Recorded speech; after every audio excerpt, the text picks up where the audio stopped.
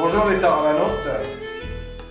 Aujourd'hui je vais aborder un sujet qui n'est pas forcément très sexy mais qui est néanmoins très important et qui est celui de la gestion des déchets à bord de Taravana.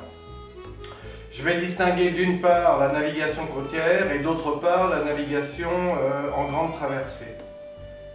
En ce qui concerne la navigation côtière, il n'y a pas de problème, ça revient à ce que nous connaissons en règle générale à la maison. La plupart des pays d'ailleurs ont même organisé le tri sélectif. C'est sur les petites îles, les atolls par exemple, la gestion des déchets se fait par incinération, alors soit au niveau individuel, soit au niveau collectif. Là où c'est un peu plus difficile, c'est pour faire disparaître les carcasses de voitures ou de motos ou les carcasses de machines diverses et variées. Et donc on les retrouve parfois dans des décharges publiques gérées par les communes. Au Mexique, on retrouve beaucoup de carcasses de voitures dans les jardins des habitants. Un petit peu comme des statues d'ailleurs, donc voilà, chacun se débrouille un peu, mais globalement, c'était pas si mal géré que ça dans ce que nous avons vu. Je mettrai un petit bémol sur le sud de l'Asie, où là les choses sont peut-être moins évidentes, je dirais. En ce qui concerne la navigation au grand large, à bord de Taravana, comme la plupart des voiliers d'ailleurs, ça fonctionnait de la manière suivante. Déjà, aucun carton et aucun papier ne rentrait à bord.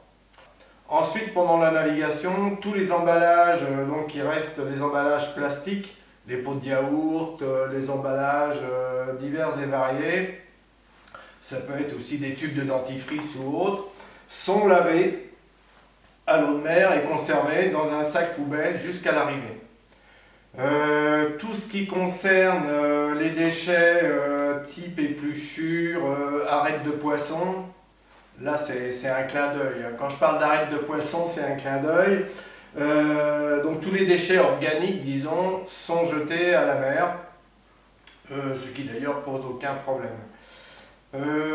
Qu'est-ce que je pourrais dire d'autre? Les déchets d'huile moteur, lorsque les vidanges doivent être effectuées à bord, sont conservés dans les bidons et donc l'huile usagée est ensuite débarquée à l'arrivée. Voilà, les eaux usées sont jetées à la mer comme sur n'importe quel paquebot ou n'importe quel cargo. Dès l'instant qu'on est au grand large, les autorités d'ailleurs le valident complètement. Pour terminer, ce que je pourrais vous dire, c'est que nos déchets, donc lavés, confinés, écrasés pour qu'ils prennent le moins de place possible, ça représente un sac poubelle de 30 litres par semaine.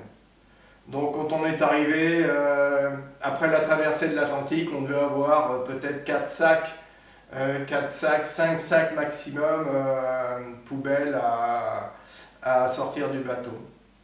En plus, ça n'a jamais généré d'odeur ni apporté la moindre bestiole qui n'aurait pas été les bienvenus à bord. Voilà ce que je peux dire sur ce sujet-là.